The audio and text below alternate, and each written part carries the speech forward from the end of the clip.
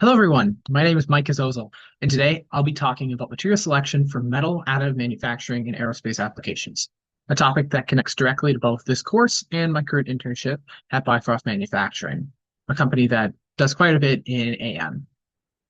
A little about me. I'm from Fergus Falls, Minnesota, studying mechanical engineering here at UND. My career interests sit at the intersection of process design, biomedical research, and additive manufacturing.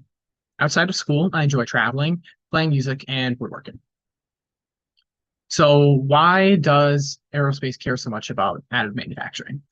Metal components in aerospace have to meet an incredibly demanding set of requirements simultaneously.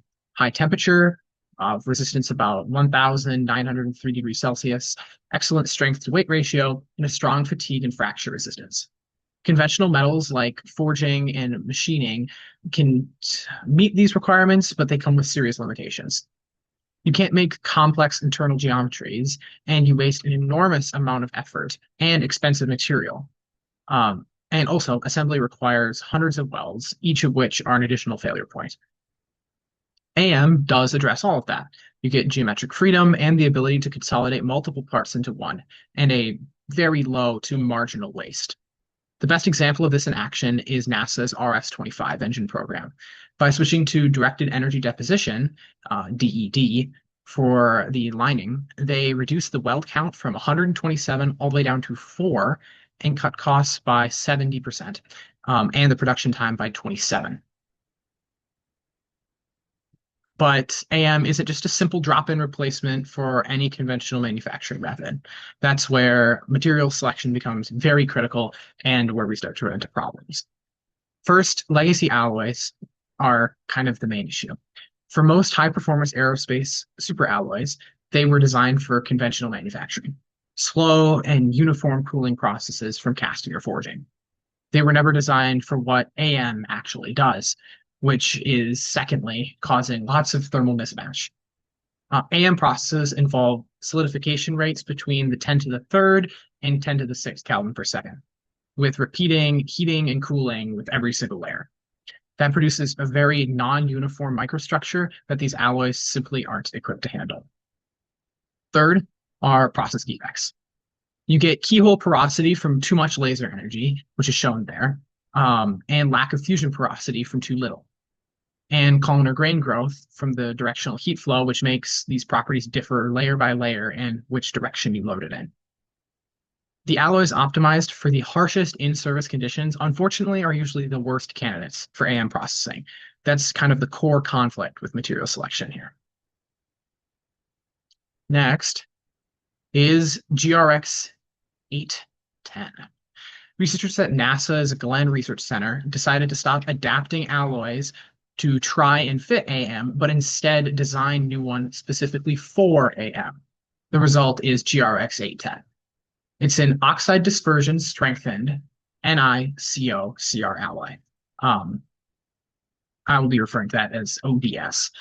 Normally, making an ODS alloy requires intensive mechanical alloying to distribute these strengthening oxide particles. In the past, this was incredibly costly and time-consuming and involved basically beating the metal into submission. GRX 810 skips all of that. The LPBF printing process itself disperses nanoscale yttra, which is Y2O3 particles throughout the material as it builds. The reason this works so well at high temperatures is that those oxide particles pin dislocation motion in place, preventing plastic deformation, and they're also very thermodynamically stable. They don't get coarse or dissolve even close to the alloy's melting point. And that's the main mechanism behind its incredible creep performance as shown there. The results are pretty dang remarkable at a 1,000-fold improvement in creep life and 2 times improvements in both tensile strength and oxidation resistance compared to conventional nickel alloys. The key takeaways that we have are one, cooperative design. The alloy and AM process can be produced together rather than forcing one to accommodate to the other. This produces results that wouldn't be feasible the other way and gets some really amazing products. 2, AM offers real proven advantages in aerospace. but those advantages come with serious material challenges that legacy alloys can't solve on their own. And three, printability needs to be treated as a first-class section criteria, along with strength and weight and cost. It needs to actually be an important thing that we consider when selecting the material. Lastly, exam questions. What is one of the primary defects common to legacy aerospace superalloys when processed using AM? And that would be keyhole porosity or lack of fusion porosity, hot cracking, or columnar grain. And then the second question is, what mechanism is responsible for GRX 810's extraordinary creep resistance, which is the Y203 nanoscale that pinned the dislocation motion?